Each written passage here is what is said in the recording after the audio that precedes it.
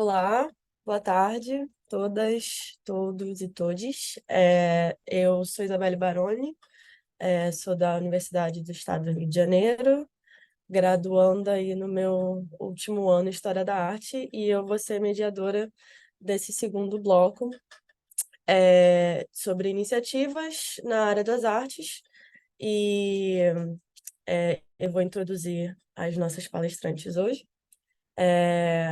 A minha direita. Raíssa Veríssimo, que é minha também, como é que é? Conterrânea da gente da mesma universidade. Raíssa é graduando em Artes Visuais pela Universidade do Estado do Rio de Janeiro. Dedica-se à pesquisa, curadoria e crítica sobre práticas artísticas contemporâneas. Atualmente colabora com a pesquisa para o MAR, Museu de Arte no Rio, mas com a produção para a Rede Nami, e é residente na EAV, na Escola de Artes Visuais do Parque Lage. Foi editora executiva da revista Consígnitas e residente de curadoria na Casa da Escada Colorida em 2021. Raíssa também já publicou texto na Jornada de Associação Brasileira de Críticos de Arte, na revista Palavra Solta. Foi assistente de curadoria de exposição Outras Imaginações Políticas no MAN, Rio de Janeiro, e Centro de Arte da Maré, curada por Poliana Quintela e Luísa Duarte, e co-curadora de exposições no Paço Imperial, Espaço Oasis, dentre outros. A Raíssa também dedica-se à luta por melhores condições de trabalho em artes, sendo representante do nosso comitê da Rede Lé, de condições de trabalho em arte, e idealizador, eita, idealizadora, perdão, e coordenadora do projeto Arte e Profissionalização. Presente também Luísa Fernando Rolfo Albuquerque, é estudante de arte e secretária-geral do Centro de Estudantes de Arte da Universidade Nacional Maior de São Marcos. É colaboradora destacada no primeiro Congresso Internacional de Textos Andinos e Amazônicos, Tejiendo Bicentenário 2021. Seu compromisso também se estende ao Programa Municipal para a Recuperação do Centro Histórico de Lima, ProLima. Fernanda destaca-se por sua paixão artística e contribuições significativas ao âmbito cultural e patrimonial. E também temos presentes as apresentações de Maria Vitória Pérez Rodrigues e Anete Granda Barroso, da Universidade de Havana, que são gerentes, idealizadoras e co-coordenadoras do projeto La Jeringa, que é uma iniciativa de eventos em arte na cidade de Havana, na Cuba. Cada, desculpa, gente. Cada uma vai apresentar a sua iniciativa, seu projeto, é, por vinte minutos, e depois a gente vai abrir para perguntas. Sejam bem-vindas, palestrantes e alunos. Bueno, la primera presentación que tenemos, déjenme compartir la presentación un momento.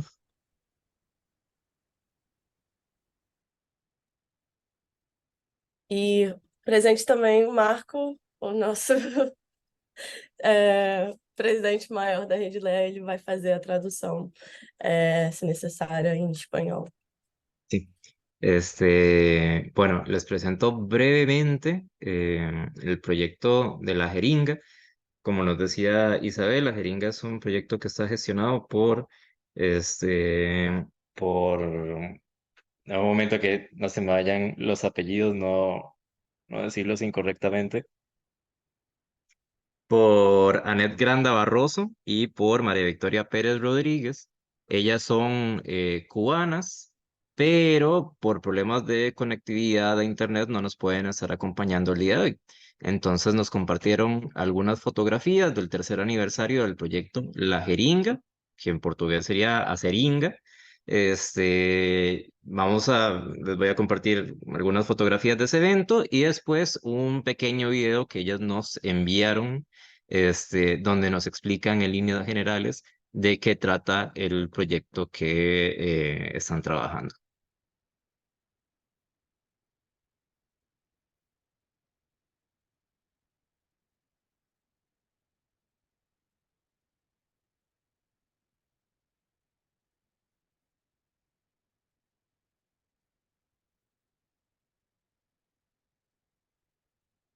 y paso a presentarles el video. Un momentito.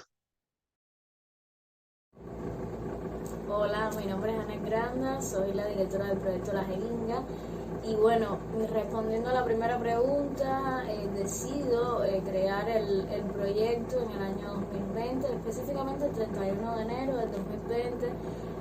Iba a ser en un inicio un proyecto personal con el objetivo de ayudar a visibilizar el trabajo de amistades mías cercanas que en ese momento todavía cursaban estudios en el ISA y en la Facultad de Medios de Comunicación Audiovisuales, FANCA.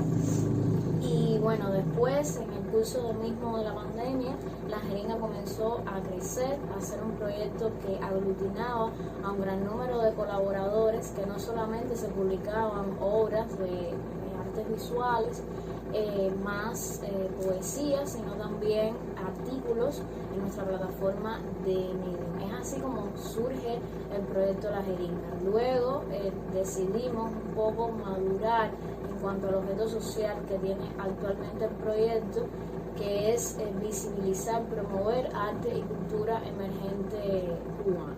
Hola, mi nombre es María Victoria Pérez, soy licenciada en Historia del Arte, graduada en diciembre de 2022 y formo parte del proyecto La Jeringa. Mi incorporación a este proyecto viene desde el año 2020, en el que me desenvuelvo como una de las redactoras o colaboradoras de prensa que trabaja con el proyecto durante 2 años hasta el 2022, en el que el proyecto cumple su segundo aniversario y trata de llevar esa actividad que hasta el momento realizaba virtual a la presencialidad. En este momento la directora Anel me contacta para que me desenvuelva como curadora en lo que vendría siendo la primera exposición con los colaboradores artistas que trabajaban con el proyecto hasta el momento. Y bueno, a partir de ahí comenzamos a trabajar en lo que vendría siendo una fase un poco más sistemática de todas estas actividades o secciones que tendría el proyecto, ya con una frecuencia mensual o con otro tipo de actividades que involucran no solamente a las artes plásticas, sino también a la música, a la literatura, el cine o otras manifestaciones como la danza, el performance. La Jeringa es un proyecto que tenemos como objeto social visibilizar arte y cultura emergente cubana, y para ello tenemos varias cuentas en redes sociales, en Telegram, en YouTube, en Instagram, en Facebook. Tenemos una plataforma en Medium, y en Medium publicamos artículos, reseñas, coberturas a las diferentes actividades culturales que se realizan sobre todo en la capital, porque el gran número de colaboradores con el que contamos son procedentes de La Habana. También publicamos textos que tienen un corte un poco crítico, dadas las diferentes manifestaciones del arte. De alguna manera siempre tratamos de aglutinar en un artículo, en una actividad que hagamos presencial, en algún evento en el que participemos. Nos gusta mezclar las diferentes manifestaciones del arte. Nunca las hemos visto de manera desligada. A partir de la celebración del segundo aniversario, donde realizamos la exposición colectiva Cromaterapia, decidimos tener un mayor número de realización de actividades de manera presencial, y por ello surgieron los encuentros literarios llamados La Letra Inyectada, el Cineclub Quinocúlate, así como diferentes exposiciones que hemos realizado desde el 2022 hasta el presente año. Momentos destacables pudiéramos resaltar varios, por supuesto, pero si tuviéramos que quedarnos con alguno, yo pienso que elegiríamos la celebración de los 2 aniversarios que hemos realizado hasta el momento. Hablo del segundo aniversario del 2022, en el que comentaba mi incorporadora Jeringa, porque este viene siendo el primer encuentro físico que realiza, el primer evento que se concreta en el que los colaboradores se conocen. Esos colaboradores que llevan trabajando con nosotros ya 2 años tienen la oportunidad por primera vez de trabajar en conjunto. Y un poco esto fue el objetivo de la celebración de este aniversario, que los colaboradores se conocieran, que nosotros como equipo de dirección conociéramos a nuestros colaboradores, y además que entre ellos mismos o entre todos pudiéramos crear en conjunto. Y un poco sobre eso va el funcionamiento en el arte de La Jeringa, y eso fue lo que quisimos traer a colación en ese segundo aniversario. Viene siendo una exposición, por ejemplo, realizada en este caso, en la que se funde el trabajo que realiza un artista plástico con el trabajo realizado por un escritor. Y de la fusión, es decir, del momento de creación de ambos, surge la pieza y es lo que se utiliza como objeto de obra de arte en el momento de la exposición. Un poco esta fusión es la que de alguna forma entendemos como objetivo en el resto de las actividades que continuamos después de esta celebración del segundo aniversario, llevando a cabo de manera sistemática. Es decir, de alguna forma, después de ese trabajo virtual intentamos llevar otros eventos o esas mismas secciones que manteníamos de manera virtual al espacio físico.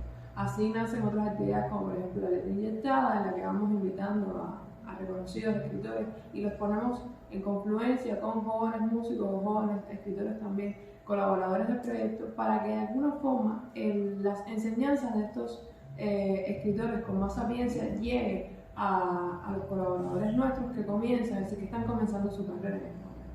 Esto también funciona a los públicos porque vienen siendo intereses diferentes, pero que también le da promoción a esos jóvenes colaboradores y que también es nuestra intención, por supuesto.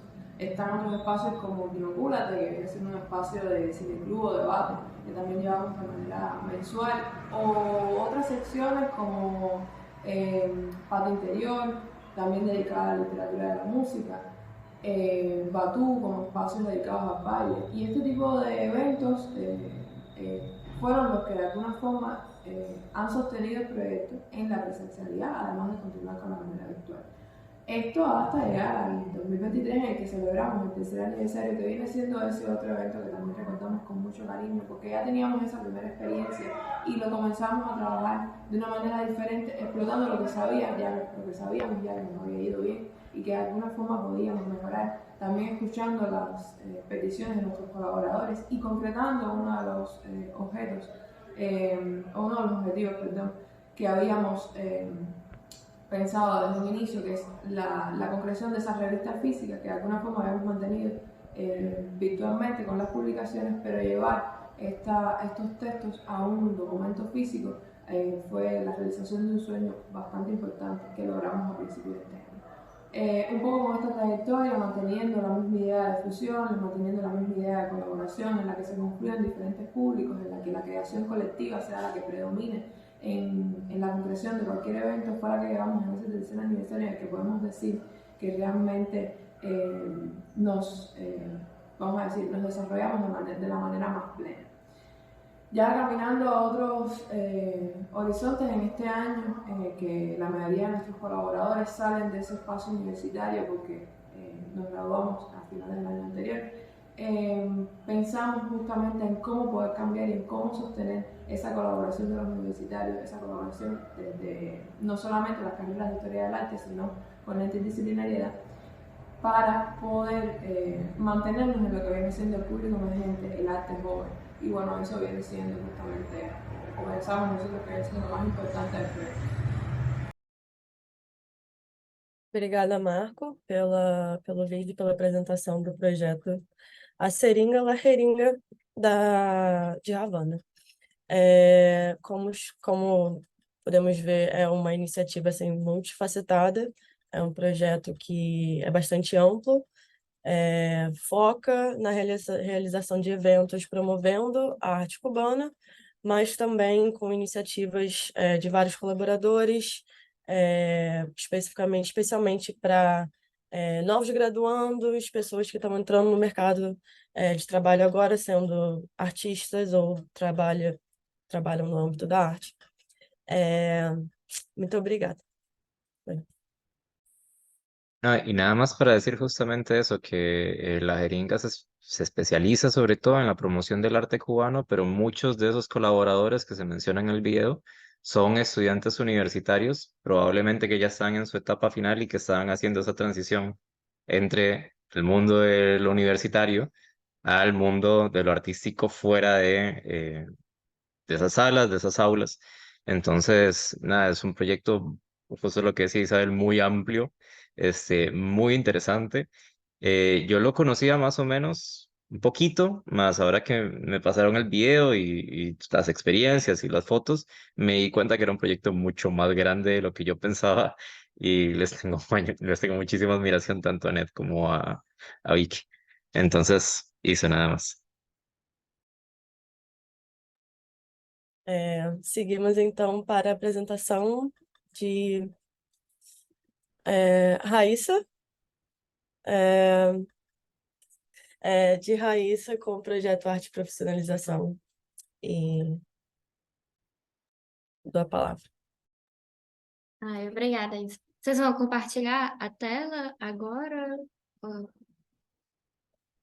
Bem, obrigada, né, à rede pelo convite, ao Marco e também à Isa por estar aqui ajudando com a tradução e a mediação. Eu não falo espanhol, então eu vou falar devagar e qualquer coisa vocês podem pedir para eu repetir. Eu vou apresentar para vocês o Arte Profissionalização, que é um evento, uma iniciativa, né, na verdade, que eu criei em 2021, quando estava no meio da graduação. Para falar sobre o Arte Profissionalização, eu preciso primeiro falar sobre um problema, né, que a gente tem nas universidades, de uma forma geral, pelo menos no Brasil. Eu não sei se vocês vão se identificar com esse problema. Mas, então, antes de começar a apresentar, vou falar desse problema.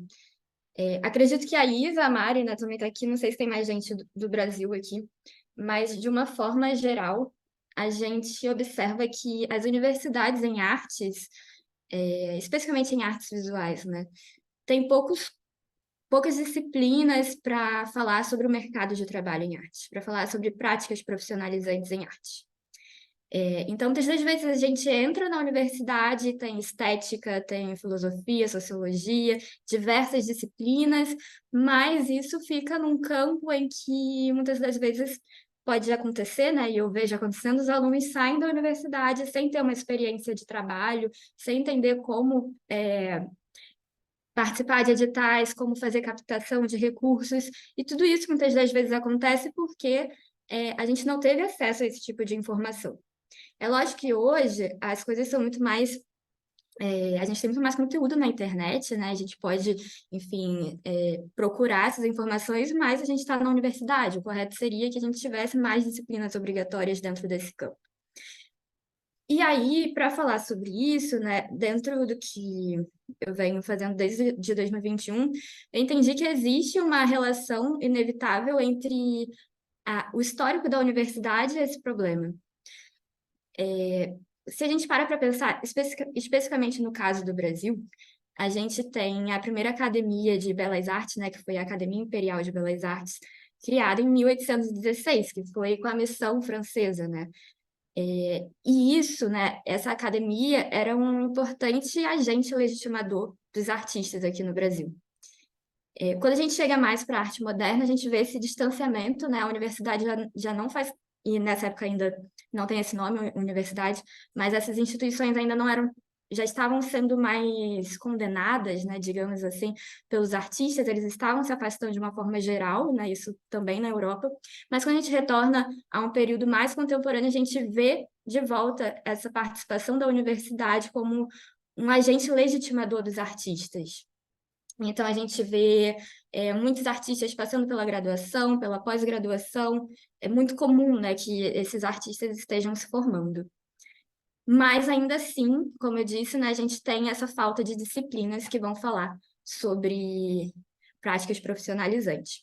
No Brasil, especificamente, quando a gente, mais próximo, né, tem pouco tempo, fez 10 anos, ano passado, né, a criação de cotas. Quando a gente para pensar na política de cotas criada no Brasil, então a gente chega em um outro momento das universidades, que são as universidades que já estão cada vez mais se distanciando dessas academias imperiais, né? Que é uma universidade que vai estar justamente se obrigando a receber outros estudantes, né? Outros perfis.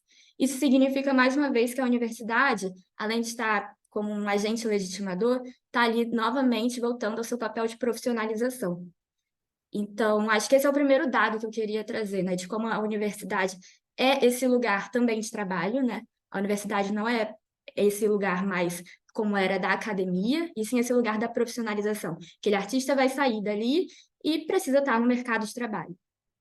Então, a partir desse problema que nasce o Arte Profissionalização. Eu criei em 2021, estava no meio da graduação e justamente por perceber esse problema, muitos amigos meus reclamavam, enfim, eu acho que eu convivi com muitas pessoas que não puderam fazer cursos livres, como eu pude, eu fiz vários cursos livres, e eu acho que isso que me trouxe, enfim, diversas possibilidades. Então, eu resolvi criar uma iniciativa que pudesse disseminar um pouco dessas práticas profissionalizantes, mas de forma gratuita. Então, o que eu fiz foi convidar pessoas que eu tive acesso, basicamente ao longo da universidade. Eu fiz vários cursos livres, então eu fui conhecendo pessoas. E uma delas, né, foi a Cristiana Tejo, foi a primeira que eu convidei.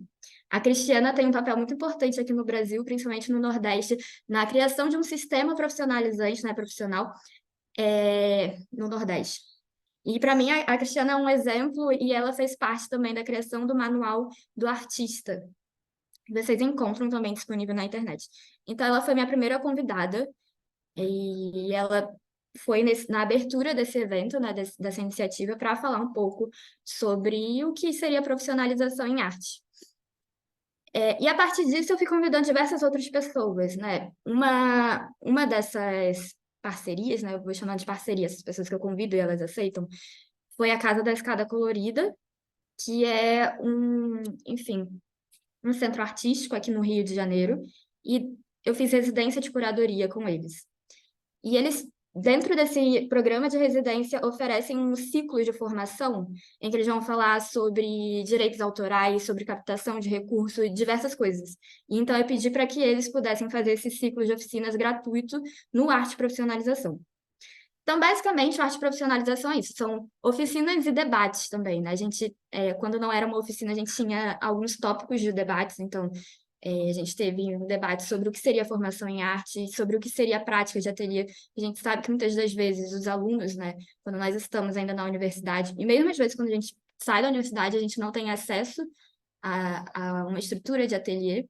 Enfim, então fui trazendo debates e oficinas que estão disponíveis no canal do YouTube do IART UERJ, né? Instituto de Artes da UERJ, que é onde eu estudo. Então, basicamente, o arte profissionalização é essa tentativa de arquivar, né? Inclusive, porque todas essas oficinas ainda estão disponíveis, vocês podem acessar. Ficam nesse canal do YouTube que eu botei o link aqui. Então, essa é a missão do arte profissionalização, a partir desse problema que eu falei para vocês.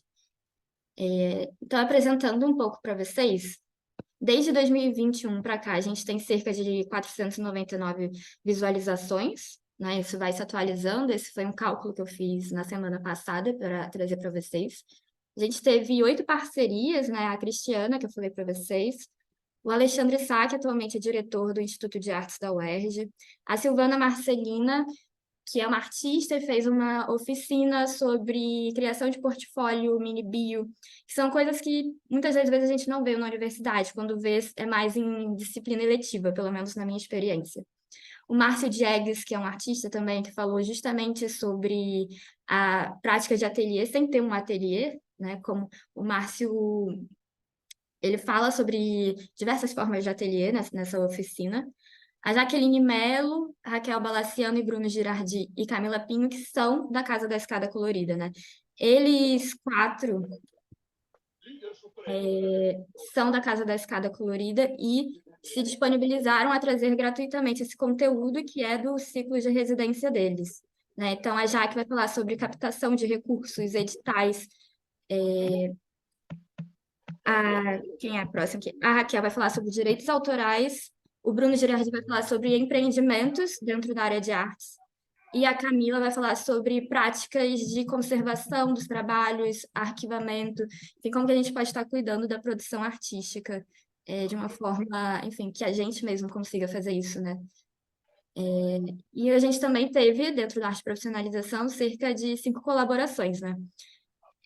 O IART foi muito importante, porque é no IART, no canal do YouTube deles, né, que fica justamente as gravações, ficam as gravações do Arte Profissionalização, e eu espero que isso possa ficar disponível para sempre, né, para que todo mundo possa acessar. O Centro de Artes, né, o Camp, que a Isa faz parte, né, também.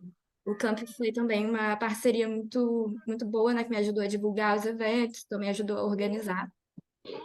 O Campo Experimental da Imagem, que é um projeto de pesquisa da UERJ, que foi muito importante para mim, porque foi quem emprestou o Zoom para mim, porque foi um projeto completamente sem recurso. Né? Basicamente, o projeto consistia em convidar as pessoas e elas aceitarem participar gratuitamente. E a estrutura era um Zoom. E eu não tinha o Zoom, então quem cedia esse espaço do Zoom era o Tony Queiroga, que é o coordenador desse projeto de pesquisa. Casa da Escada Colorida, que, como eu falei, disponibilizou gratuitamente os conteúdos deles. E a rede, né, que eu vou falar para vocês, o Arte Profissionalização fez essa parceria com a rede. E, Marco, você pode passar o slide, por favor? E aí, bem, a gente finalizou, então, né, esse arte profissionalização, essas oficinas gravadas, e a gente entrou numa nova fase que foi justamente com a rede, né, que está aqui também possibilitando esse diálogo. Dentro da rede, a gente tem um comitê que se chama Condições de Trabalho. E assim como a arte profissionalização, esse comitê está preocupado também com a precarização do trabalho em arte. Então, a gente começou algumas iniciativas, e uma delas foi mapear iniciativas, organizações, enfim, agentes, de uma forma geral, que estivessem com essa mesma preocupação da precarização do trabalho em artes. Atualmente, a gente tem cerca de 90 mapeamentos pela América Latina, mas a gente ainda vai disponibilizar isso, né, tornar isso público, por enquanto, como é uma pesquisa em processo, isso ainda é um arquivo que está com a gente. E a gente já realizou também 5 reuniões abertas para debater artigos científicos que já estiveram falando sobre a questão da precarização do trabalho em artes. Dentro dessas reuniões, a nossa questão era basicamente entender como que a América Latina se encontra nesse debate, né? Então, a gente leu artigos de vários países da América Latina. A gente leu um do Brasil, outro da Venezuela, outro de Porto Rico e Costa Rica, outro do México e o último que foi da Argentina. Então, foram encontros abertos para debater esses textos, porque a gente entende que esse debate é urgente e que cada vez mais a gente precisa trazer outras pessoas para, enfim, estarem movimentando esse debate e criar iniciativas para eles. Então, essa foi a parte do arte profissionalização com a rede, né, que é quando eu entrei para a coordenação do comitê, mas o comitê já existe antes, né, Marco, e já fez outras iniciativas, outros mapeamentos. Isa, faltam 4 minutos para minha fala, eu queria só mostrar, posso compartilhar minha tela agora para eu mesma mostrar algumas coisas? Eu não consigo, Marco, tá dando desabilitado. Queria mostrar para o pessoal onde que encontra os arquivos. Pronto. Minha tela, pessoal. Bem, basicamente, se vocês tiverem interesse em ver esses arquivos do Arte Profissionalização, vocês encontram isso no canal do YouTube da UERJ, né? É só escrever iarte UERJ, e vocês vão encontrar essa playlist onde tem todos os vídeos. Bem, é importante ressaltar que eu fiz isso sem estrutura nenhuma, sem apoio nenhum, com o tempo que eu tinha para dividir com 1000 trabalhos, universidade e outras coisas. Então, é um projeto sem estrutura, mas que está ali preocupado em, de alguma forma, criar uma iniciativa em torno do problema. Então, a gente não tem edição de vídeo, a gente não tem corte, é tudo assim, como deu para fazer. Mas, tendo em vista que a gente tem poucas iniciativas na área, para mim, né, é interessante que isso continue disponibilizado, né, disponível, quer dizer, para todo mundo, né, que possa acessar. O histórico do arte profissionalização, né, todas as iniciativas que já foram realizadas, vocês encontram nessa hashtag do Instagram. Então, aqui tem desde as últimas que a gente fez com a rede, né, até as primeiras, assim, até os primeiros encontros. Então, aqui vocês vão encontrar um breve resumo dos encontros, enfim. E, por fim, o Comitê de Condições de Trabalho, né, tá no Linktree do perfil da rede, que vocês vão encontrar no próprio Instagram da rede. Só falta a minha internet ser mais rápida. Mas, enfim, Instagram digita lá a rede e vem aqui, vocês vão encontrar essa parte aqui, em que vocês conseguem, por exemplo, ver todos os textos que a gente já debateu. É só clicar aqui, debate sobre a precarização do trabalho, e ali vão estar todos os nossos textos que a gente debateu. Então, se vocês não participaram das reuniões, vocês ainda podem ler os textos. É isso, Isa. Espero que eu tenha chegado nos 4 minutos. Foi ótimo. Obrigada, Rai. Então, esse foi o projeto Arte e Profissionalização da Raíssa, que, como eu falei, é minha colega de faculdade e também de centro acadêmico. Eu acompanhei, assim, de perto a criação desse projeto, que foi... a Raíssa falou que, sem recursos e tal, mas realmente é um projeto, assim, é, muito expansivo, já contribuiu muito ao cenário assim da universidade brasileira e como a gente pode fazer essa transição de universitário, de estudante, para alguém que realmente trabalha e ganha dinheiro trabalhando com arte. Então, eu acho uma iniciativa também bastante importante e especialmente com a parceria com a rede agora, ampliar todos esses recursos e textos e vídeos para a América Latina, em mais de um idioma também, eu acho assim, crucial, muito importante. Obrigada, Raíssa, de novo. E agora passamos para... Vou passar Isa. a palavra para... Oi, desculpa. No, Ah, una intervención muy cortita nada más como para resumir, así como a grandes rasgos, el proyecto de Raíza. Básicamente el proyecto de Raíza es un problema que justo cuando Raíza comenzó a hablar, se preguntaba si era un problema de Brasil y yo creo que es un problema, por lo menos que yo lo he identificado en toda América Latina y tal vez a todas las partes donde existen escuelas de arte, que es precisamente quienes estamos en el sector de las artes, ya sea desde las artes visuales, desde la teoría, la historia, la gestión, etcétera. No, quizás en la gestión es de los pocos espacios donde no sucede eso, más en la gran mayoría tenemos una formación académica muy fuerte que si no somos parte de ese sistema académico, no pretendemos continuar siendo parte del sistema académico, uno sale frito al mundo profesional, porque hay un montón de cosas que la gente de artes no sabe hacer hasta que va y choca, ¿verdad?, con la realidad afuera de la universidad. Entonces, nada más me está raíz un poco lo que hace es precisamente llenar un vacío que no se estaba ofreciendo, que no estaba tan visible desde su espacio académico, ofreciendo esta serie de talleres virtuales con temáticas de lo más variadas que eran muy útiles para la gente de artes visuales.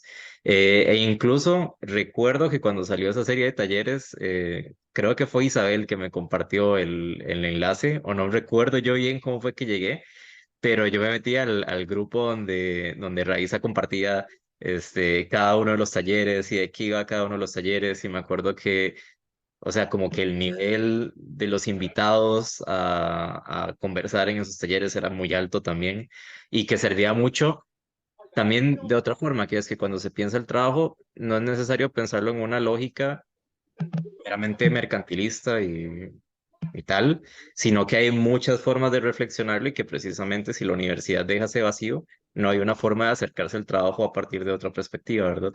Entonces, nada más eso como resumen y también como respeto al proyecto de Raiza, que lo he seguido desde hace mucho tiempo y nada, que muchísimas gracias por la exposición.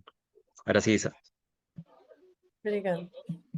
Seguimos agora com a terceira e última apresentação do nosso segundo bloco. Dou a palavra a Luísa Fernanda Roffo Albuquerque, e vai falar sobre o projeto Feirarte em Lima, Peru. ¿Sí me pueden escuchar? Sí, sí, ok. Bueno, buenas tardes a todos. Como ya se mencionó, soy Fernanda Rolfo. Y bueno, antes de entrar a detalles sobre el proyecto, me gustaría expresar mi agradecimiento a Red Lea y a Marco Díaz por la amable invitación. Ahora, para poder comprender el surgimiento de Feriarte, permítanme primero contextualizar brevemente lo que implica la Escuela de Arte en la Universidad Nacional Mayor de San Marcos. La Escuela Profesional de Arte se dedica a formar especialistas capaces de realizar estudios e investigaciones desde una perspectiva teórica, histórica y estética. Y claro está que esto va a realizar estos estudios con un énfasis particular en las expresiones artísticas peruanas.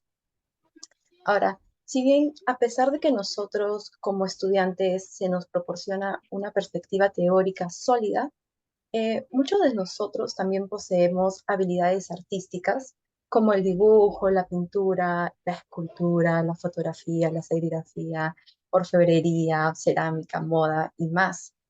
Y además, en el proceso de la carrera, nosotros vamos conociendo más manifestaciones artísticas y puede ser el caso que nosotros en el proceso podamos interesarnos en una de esas manifestaciones.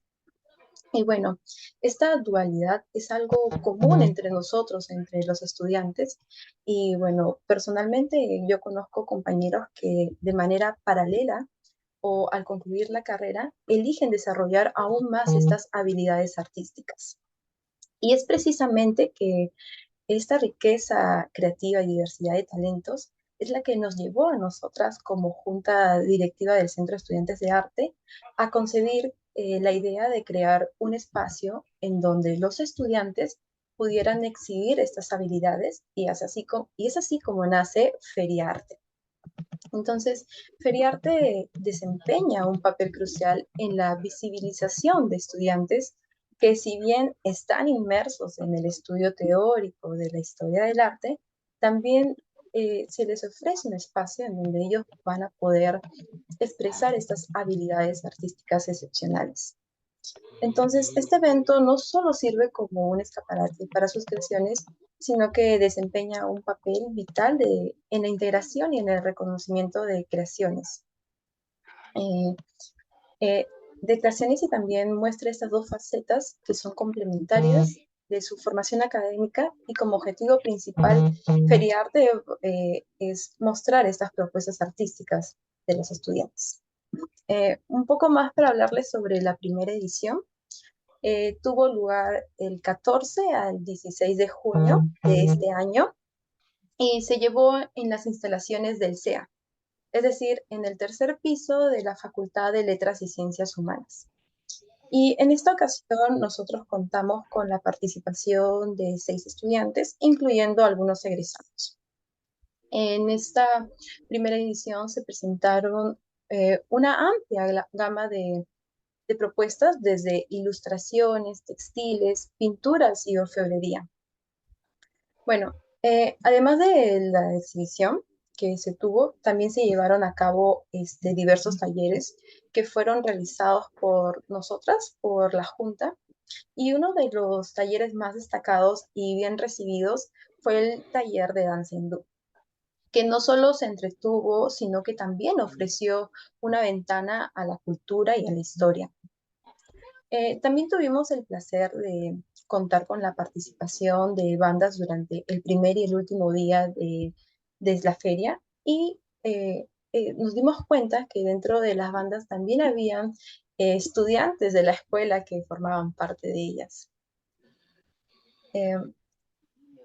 Bueno, la respuesta y apoyo a este proyecto cultural de visibilización fueron sobre acogedores. Nosotros hemos recibido mensajes de estudiantes y egresados que nos preguntan cuándo se va a realizar la próxima edición y cuáles son los requisitos para que ellas formen parte de esta experiencia. Es así como nosotros hemos decidido que para el próximo año planeamos ampliar la participación e incluir a más estudiantes y también gestionar una variedad de aún mayor de talleres dentro de este evento. Y bueno, nosotros estamos emocionadas por el crecimiento continuo de Feriarte y el impacto positivo que tiene en nuestra comunidad estudiantil y también en las otras áreas de las otras carreras que forman parte dentro de la facultad. Bueno, este evento contribuye significativamente a romper barreras, prejuicios alrededor de la separación entre la teoría y la práctica artística. Y al mostrar la riqueza creativa de nuestros estudiantes, estamos desafiando la percepción convencional de que el estudio académico del arte y la práctica artística son dos caminos diferentes. Además, Feriarte no solo resalta la diversidad de talentos de nuestra comunidad, sino que también fomenta un diálogo enriquecedor entre los estudiantes, entre los profesores y los visitantes, al proporcionar un espacio para la exhibición y la participación activa. Nosotros consideramos que estamos construyendo puentes que unen el conocimiento teórico con la expresión artística, creando así una experiencia educativa integral. Lo que personalmente me gustó y me hizo sentir bien es que en el evento hubo una notoria participación y, y un cálido acercamiento dentro de los estudiantes de otras escuelas hacia nosotros. Ver cómo Feriarte se convierte en un punto de encuentro interdisciplinario es un testimonio tangible de cómo el arte puede trascender las barreras académicas y fomentar la colaboración entre diversas disciplinas. Eh, la presencia activa de los estudiantes de otras escuelas no solo enriquece la diversidad de perspectivas, sino que también fortalece los lazos entre nuestras comunidades académicas y es un recordatorio de que el arte es un lenguaje universal que conecta a las personas más allá de las fronteras de las disciplinas académicas. En la diapositiva que está presentando Marco, podemos ver los flyers que nosotros promocionamos dentro de nuestra página de Instagram.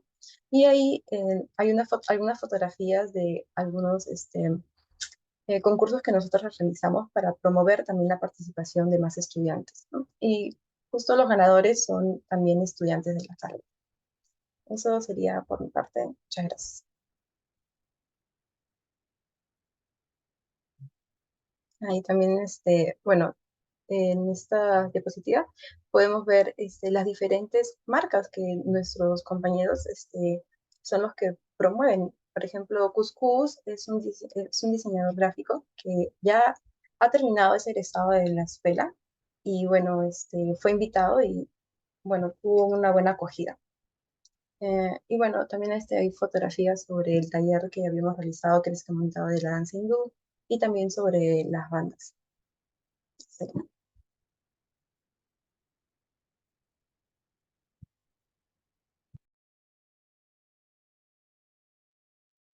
Obrigada, Luísa. Essa foi a apresentação do projeto Feriarte. Eu achei muito interessante o projeto, o evento, que também é bastante amplo. Eu gostei, assim, achei muito interessante a produção de vocês, e eu acho que dá para a gente perceber um link comum entre os projetos apresentados agora, que justamente buscam investigar e melhorar essa ponte do recém-graduando, do aluno universitário que ainda está nesse meio acadêmico, para o mercado de trabalho, como que é essa transição, os problemas, como que a gente pode melhorar isso na América Latina. Eu acho que é importante a gente falar isso, mas assim, acho que como estudantes de arte é um problema global de ter um pouco de teoria demais e a gente não aprender como ser empreendedor, como vender nossa arte, como nos vender como curadores ou como pesquisadores, coisas mais práticas, práticas em ateliê. Então, eu achei bastante interessante as 3 apresentações hoje. Muito obrigada. Marco? Claro. No, solamente decir que a partir de ahora entramos en la sección de preguntas. Entonces, si alguien tuviera alguna consulta, ya sea para Raíza, ya sea para Luisa, pues adelante, nos las pueden dejar ya sea por el chat o pueden levantar la manita para participar. Muy importante, esta sesión se va a grabar y se va a subir a YouTube, pero la sección de preguntas no se va a subir. Entonces, no se preocupen en cuanto a eso, que sus intervenciones no van a quedar registradas. Entonces, si alguien tuviera alguna pregunta, pues adelante. Y si no, Isa, vos misma puedes hacer la primera.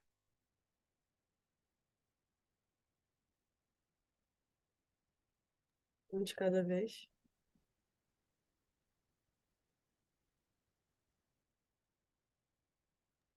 Bom, eu gostaria de fazer uma pergunta para para Raíssa e, assim, eu acho que também vale para Luísa. E Marco, por favor, me ajude aqui com a tradução.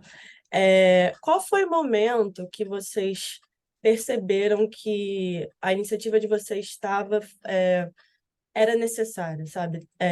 Vocês perceberam, não, essa é uma dificuldade que a gente está tendo de se realizar como profissionais de arte, trabalhando com arte, como empreendedores, então a gente precisa formar alguma coisa que ajude o universitário, historiador de arte, artista. Cara, eu acho que eu percebia isso, esse momento foi na própria graduação, né? Mas acho que foi uma coisa que partiu mais de uma percepção geral do que minha, assim. Eu tive... É, é ridículo dizer que trabalho é privilégio, porque trabalho nunca vai ser privilégio, e é um problema relacionar trabalho a uma ideia de dignidade. Porém, como se trata de um campo de trabalho muito difícil, né, em que poucos têm acesso, acho que posso dizer que eu tive o privilégio de acessar muitos trabalhos muito cedo, na graduação. Mas eu percebia que era um problema muito geral, assim, me angustiava muito ver muitas pessoas conhecidas, próximas, amigos que muitas das vezes não sabiam criar um portfólio, fazer uma mini bio, ir atrás de um edital, enfim, que são essas práticas que eu chamo de profissionalizantes em artes. Eu acho que foi aí, nesse momento. Eu te respondi. E Luísa? Luisa, ¿y para vos cuál fue ese momento donde sentiste que era indispensable hacer este proyecto? Mm, Cuando me di cuenta que en realidad todos, vi que varios de mis compañeros tienen proyectos fuera de la universidad. Es como que ellos se presentan en otras ferias y bueno, tenía como que la idea de poder ayudarlos y por eso que es en donde formo esta feria y digo con mi junta que sí debería ser, se debería realizar para que se pueda promover dentro de la escuela. Y dentro también en un momento, cuando estamos realizando la feria, hubieron más estudiantes que no sabían sobre que habían más de ellos que formaban parte de estas manifestaciones artísticas fuera del estudio, de la casa de estudios. Obrigada. Obrigada, meninas, pelas duas respostas. Temos uma pergunta do José para a Raíssa. Sigam. Nossa, peraí. Agora. Sigam, Activos, haciendo. se seguem as atividades, é isso? Seguem ativos. Se seguem essas atividades, ainda seguem no projeto. Que se ele pode se unir sendo estrangeiro, eu acho que sim, claro, mas quais são. E eu gostaria de perguntar também quais são os próximos planos do seu projeto. Ótimo. José, sim, as atividades ainda acontecem, mas agora com o comitê da rede, que é o Comitê Condições de Trabalho. Marco, acho que a gente está com inscrição aberta, não é isso? Ainda não, mas vamos ter inscrição para o comitê. Ótimo. Então, José, o arte e profissionalização, as oficinas, eu não faço mais. Todas que eu fiz seguem disponíveis naquele canal do YouTube que eu mostrei. Hoje, é porque eu chamo de arte e profissionalização, mas na verdade sou eu. O que eu estou fazendo é estar com o Comitê Condições de Trabalho da rede. E aí, atualmente, a nossa preocupação, a nossa iniciativa é mapear quem está com as mesmas preocupações, é encontrar os nossos semelhantes, é encontrar quem está percebendo esse problema e está querendo criar alguma coisa para ele. Então, você sim pode participar, qualquer um aqui pode participar. A rede vai abrir esse processo aí de inscrição e aí vocês se inscrevem e é isso, aí é trabalhar junto. Os próximos passos, Isa, é uma pergunta excelente. Cara, é muito louco querer fazer um trabalho, uma iniciativa, porque hoje em dia me falta muito tempo. Eu tenho vários trabalhos, eu estou terminando a graduação, e quando a gente para fazer um projeto, uma iniciativa, é muito difícil colocar isso na nossa agenda, que é uma agenda mais voltada para aquilo que nos paga, né? Que nos garante, enfim, o prato de cada dia, como se diz no Brasil. Mas eu quero continuar realizando, mesmo que hoje eu esteja muito tomada por outros projetos, outros trabalhos. E também a minha pesquisa tem uma outra preocupação hoje, né? Eu tenho trabalhado com uma outra pesquisa. Eu quero continuar fazendo essas iniciativas, porque eu acredito que a gente nunca vai para frente se a gente não falar sobre esse problema, que é a precarização do trabalho em arte. É claro que isso tem um dado histórico, né, de como a arte por muito tempo não foi vista como um trabalho.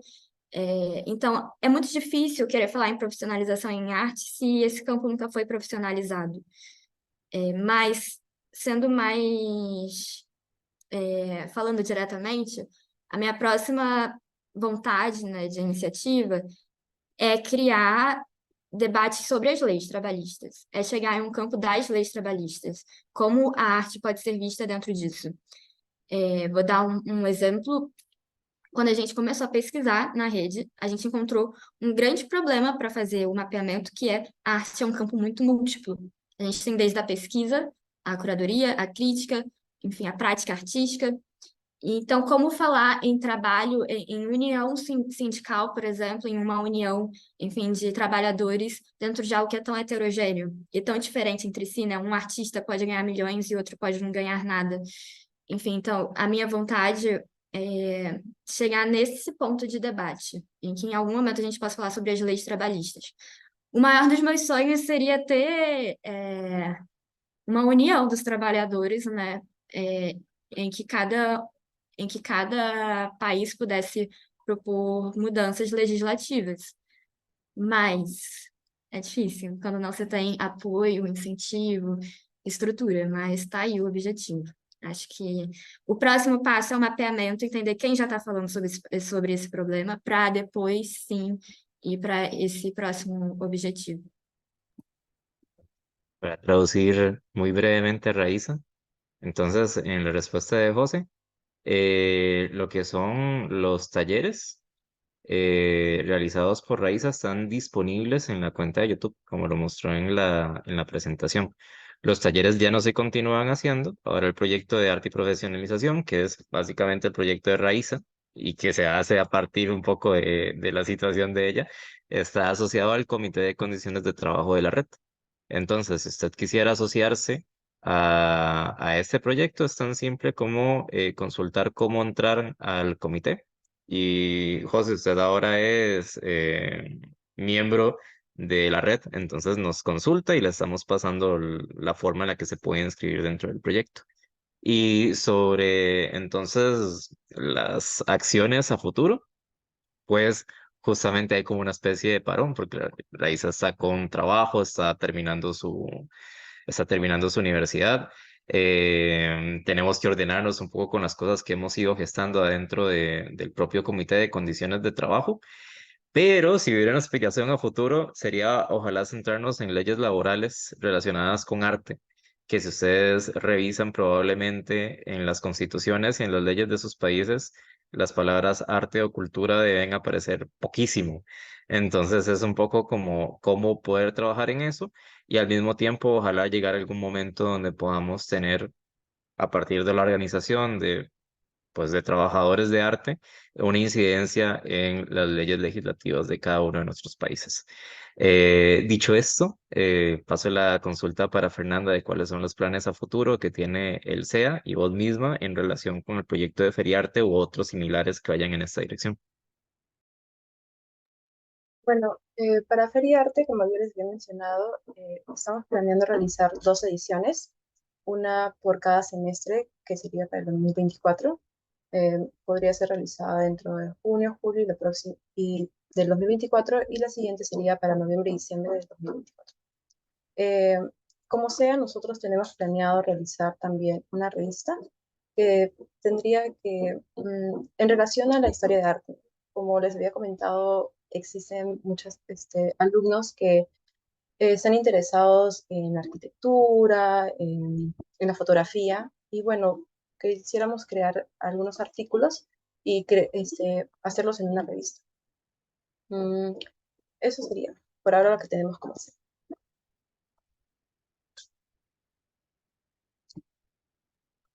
E temos uma pergunta também, quais requisitos são estabelecidos para participar do Feriarte?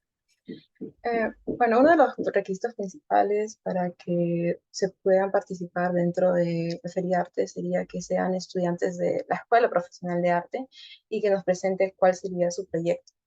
Esos serían los dos requisitos hasta ahora que tenemos. Obrigada. Eu tenho uma pergunta que eu queria fazer também.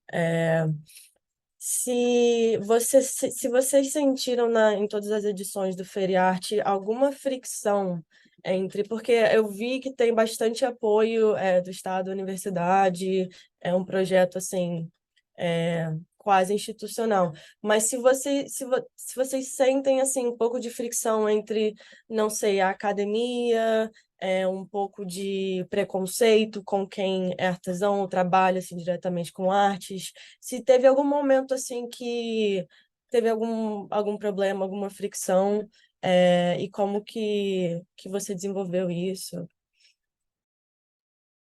Bueno, que si vieron algún tipo de fricción, tomando en cuenta que la organización de este evento tiene como un apoyo institucional aparentemente fuerte, se hubo como una especie de fricción también con el concepto de quién es artista, quién es artesano y todo este asunto a la hora de la organización.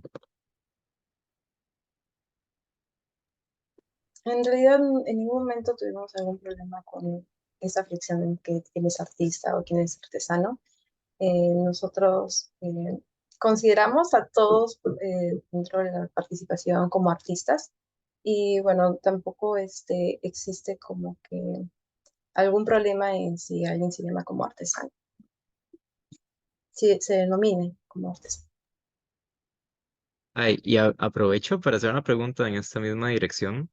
Ya les explicaron un poco, pero si nos pueden decir cómo fue la relación con sus entornos institucionales en las universidades.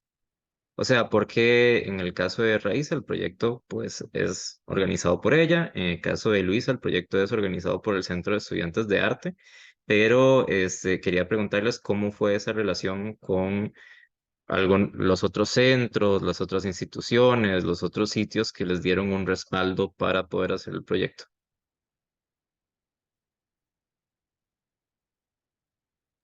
¿Quién empieza? ¿Reisa o yo? Si quieres vos y luego Raíz. Bueno, en primer lugar explicar que el Centro de Estudiantes de Arte existen otros centros, ¿no? Como el de comunicación, conservación, entre más. Nosotros sí recibimos apoyo en lo que sería la publicación de los flyers y también por parte de la Escuela Profesional de Arte, que es aparte del centro, sí también hubo apoyo. El director de la escuela, Fernando Villegas, siempre está ahí apoyándonos. También para comentarles algo breve, que por ejemplo, hace un mes aproximadamente se había realizado la Semana de Arte y también siempre hay apoyo dentro de la escuela por parte de él. ¿Puedes repetir tu pregunta, por favor? Sí, básicamente que cómo fue la relación con las instituciones de la universidad en relación con el proyecto. ¿Hay apoyo, no hay apoyo? ¿Les parece bien, pero les da igual y no hacen la gran cosa? ¿O si hubo como un esfuerzo determinado en ayudarles? Bueno, continuando con lo que estaba conversando, sí, yo por mi parte, desde la Universidad Nacional Mayor de San Marcos, sí recibimos apoyo dentro de la Escuela Profesional de Arte. Sí. E Raíz, en el caso de la UERJ, Isa, você pode traduzir só um pouquinho para eu ter certeza que eu entendi certo? Então, a pergunta é como que, assim, em contrapartida ao Ferarte, o seu projeto é independente, né? É você, como você falou, o projeto é você. Então, como é que foi isso, assim, navegar como uma pessoa, como que é o relacionamento agora do Arte Profissionalização com instituições, se você acha que tem também fricção, tem algum problema com a nossa própria universidade, a gente vê que tem colaboração com várias instituições, com a Casa da Escala Colorida, mas como que é trabalhar dessa forma assim independente e agora é, começar independente e agora com o apoio da rede, mas ainda de maneira bem individual. É, é complicado fazer tudo. Você tá falando assim, eu não sei se esse meme acontece pra vocês, mas eu vou soltar como referência o meme. Não sei se vocês já viram, quando passa assim, tipo, uma empresa, aí fala assim, diretora, Raíssa, vamos supor, coordenadora, Raíssa, assistente, Raíssa. Eu fico imaginando esse meme assim na minha cabeça, não sei se essa referência faz sentido em outros países. É, isso impossibilita que as coisas cresçam, é óbvio. Esse é o maior empecilho, mas é uma questão matemática. Se só uma pessoa tá na estrutura, aquela coisa não vai crescer, vai além. E é uma pessoa dividida em sei lá quantas vezes, né? Com sei lá quantos trabalhos. Mas isso, eu acho que para a coisa ficar mais interessante, né, para não ficar tão particularizada, é um problema que eu observo de uma forma geral em vários projetos, em várias iniciativas, né, que às vezes as pessoas têm interesse em participar, mas todas estão muito tomadas de trabalho e de outras coisas que pagam suas próprias contas. E isso traz um entrave, né, para a coisa. Eu diria que o maior problema mesmo talvez seja a falta de incentivo financeiro, né, econômico a iniciativas. Agora, na mudança de governo que a gente teve, né, no Brasil, a gente até que está vendo mais editais sendo abertos, tudo isso, mas também é uma pergunta de até onde esses editais contemplam essas iniciativas, até onde eles de fato chegam. Eu acredito que só a partir disso a gente consegue gerar uma estrutura suficiente para as coisas, né, para que essas iniciativas sejam realizadas por mais de uma pessoa. Mas para ser, agora voltando à particularidade, quando eu fazia arte profissionalização, mesmo com o apoio de estruturas, eu que fazia tudo. Eu que ia botar no YouTube, eu que fazia o flyer de divulgação, tudo. Então, vai ficar tudo pela metade sempre. Então, essas iniciativas acabam perdendo potência, né, para gerar impacto. Então, é isso que eu sinto, assim. Eu acho que a arte profissionalização tem uma ideia boa, reconhece um problema que está aí, que deve ser percebido e ter mais iniciativas na área, mas todo o impacto, né, toda a potência de impacto que o projeto tem fica reduzida completamente. Mas para você chegar a um impacto, né, para que as iniciativas como um todo tenham um impacto social verdadeiro, elas precisam de estrutura, e essa estrutura só vai vir com incentivos mesmo. E aí, enfim, a gente entra nos problemas de financiamento, etc. Hoy, justo estaba pensando en eso, de la cantidad de iniciativas que se crean, organizan, donde suelen haber, por lo general, una o dos personas detrás, que en el momento donde esa una o dos personas abandonan la iniciativa, pues hasta ahí llegó. Eh, y también, volviendo al tema de las instituciones, que muchas veces las instituciones cuando aparece una iniciativa como las que ustedes están mostrando, van y se les muestran, en plan como aquí está arte y profesionalización, hace esto, aquí está Feriarte, hace lo otro, aquí está la jeringa, hace esto, es como que a todo el mundo le parece bien, más nadie pone recursos ni incentivos, que es los que está diciendo Raiza, para que se logre mantener a largo plazo, que es de las cosas más frustrantes. Y uno termina muchas veces que es como muy, ¿cómo se llama esto? Y muy agotado, muy cansado, se van muchas energías.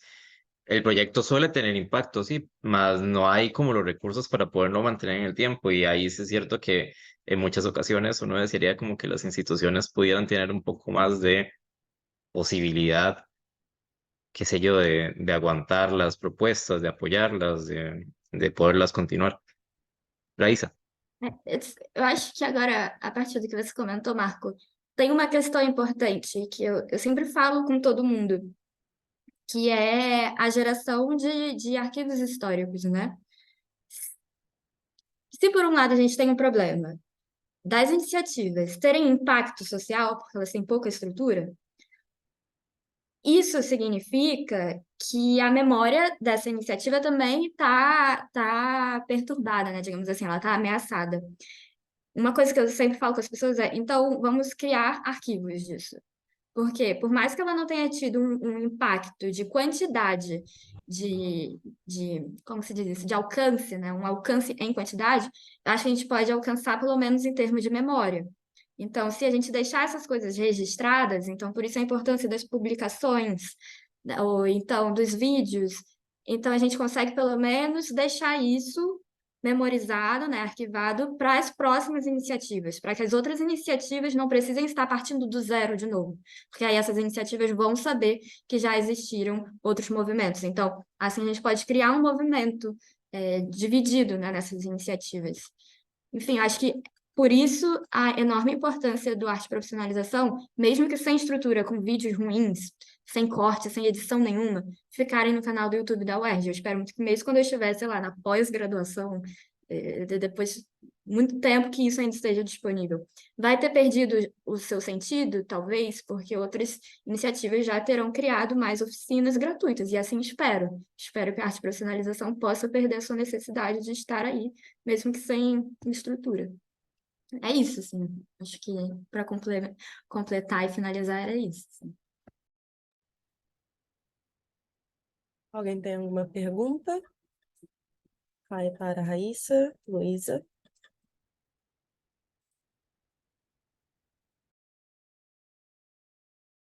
Eu tenho uma última pergunta. Eu tenho só uma última pergunta rapidinho para a Raíssa.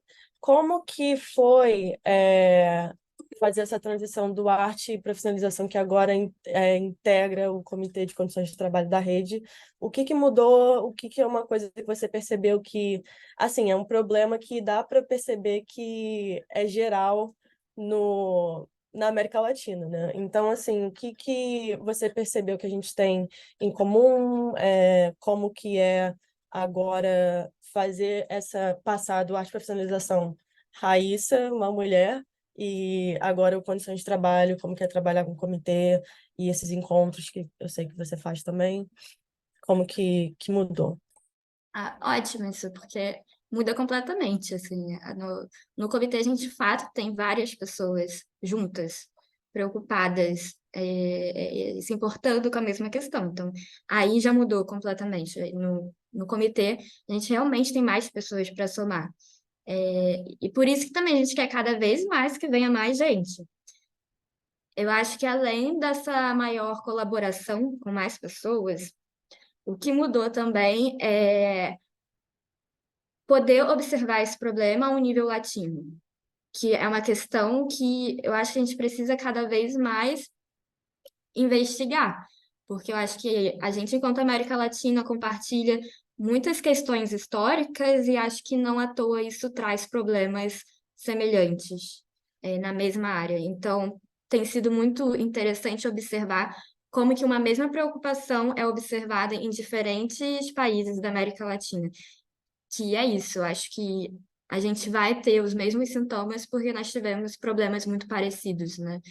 Questões históricas parecidas. Então, isso nos permite ter essa maior abrangência.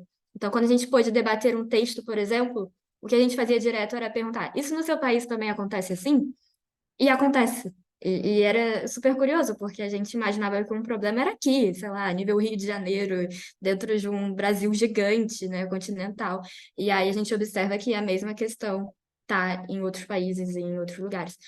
Eu tenho uma curiosidade para saber isso em outros países, né, que foram os grandes colonizadores. Eu tenho curiosidade. Eu não tenho esse cruzamento, assim, não conheço essas pessoas, mas espero algum dia ver a perspectiva deles também, como é que é esse problema aí.